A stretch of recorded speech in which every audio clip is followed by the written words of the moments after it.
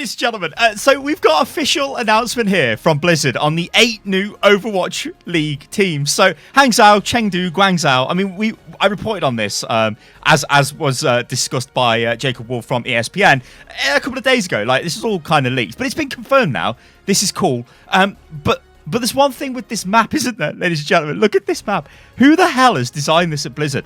Now, are you maybe from, I don't know, Japan? Maybe you're like me. Look, there's something missing off the map there. Maybe you're like me and you're from Great Britain. Or maybe you're from Ireland, ladies and gentlemen. There seems to be something missing on this map. Let's just go through it again. Maybe you're from Iceland? Maybe you're from Greenland? What is this, Blizzard? They've got a map here.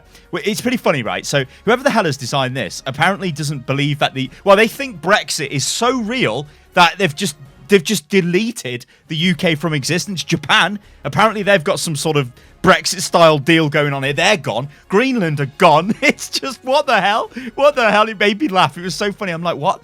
I mean, even for London is the reigning champions, or the London team, London Spitfire, it represents the UK. It's not even on this map. I'm not saying it should be on the map, but what the hell? If you're going to use a map of the world, at least use it accurately. What? So funny. Anyway, ladies and gentlemen, let's have a quick discussion about these teams. Like, what do we think is going to go on here?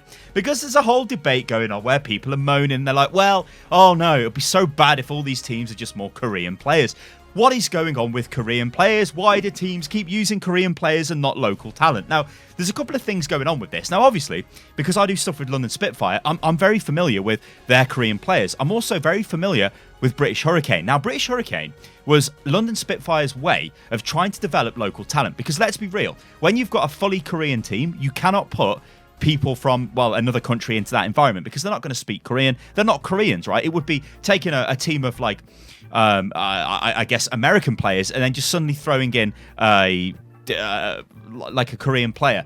The player might be able to play and perform, but it's not going to feel at home. It's not going to be the same. However, what they did with London is try to develop a team with British players in. If you look at British Hurricane, it's got 50% British players in. The reason for that is we want to try and develop talent in Britain because we don't have that. Every other country in the world does not have that type of support. Well, I guess that's a bit of an exaggeration, but what I'm trying to say is in South Korea, they've got infrastructure built for esports and it's been there for years. This means that I honestly believe South Korean players are not better than Western players or players from any other country. It's just that they've got a better support structure. So when those players reach, let's say, maturity in terms of like in Overwatch, it's like, okay, they're very high in the ladder. Maybe they're like top 10 or whatever. Then they start playing in like semi-pro games, then there is the structure to take that player from like semi-pro all the way to being the best players in the world because they've got all of that support. The big problem is every other country doesn't have this. Like, you've got teams that you can just throw together with like really good individuals, but then they have problems. As we've seen throughout the Overwatch League, some teams would perform really well, some would perform really bad. Look at Dallas Fuel. They should have performed much better than they did, but they didn't. Why were the reasons for that? You look at the Korean teams, you look at New York Excelsior, they performed like absolute beasts throughout the entire season. In fact, you could argue that they were the best team in the season, and if not for the playoff format, then London wouldn't have won. If this was actual like British sports, like the Premier League, then New York Excel have won the league like 10 times over. But because it's a knockout phase, it gave other teams a chance to come through and shine, which obviously was good for London, right? But the big question is, do you guys care? Would you care if, let's say, Vancouver was a Korean team?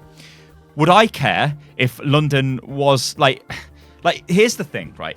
This is again going to sound kind of dodgy, but if London was an all-British team with all British players, I think it would be okay. Do I think it would be as good as it is now? No way. But would there be a chance to develop? Maybe. If I was the owner of London Spitfire, would it be a British team?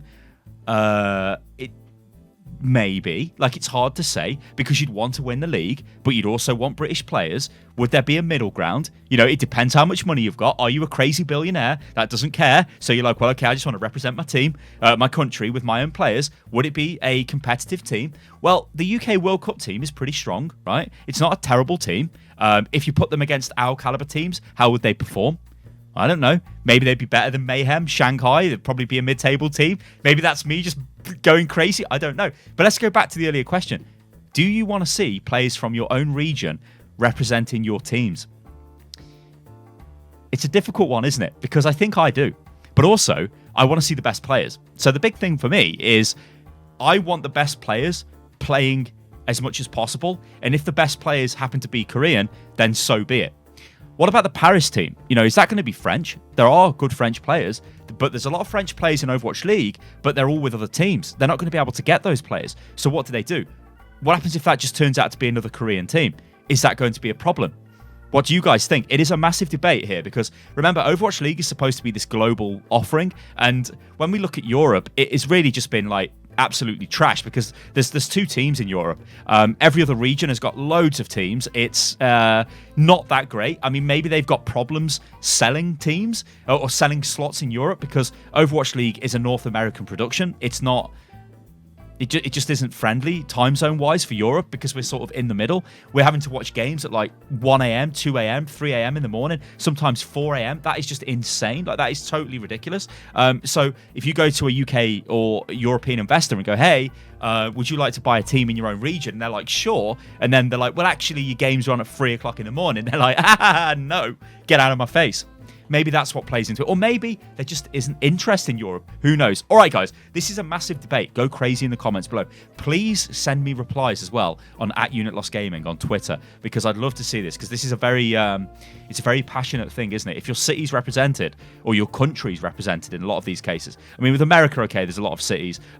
When we look at Canada, there's Toronto and Vancouver. Actually, no, there isn't Toronto, is there?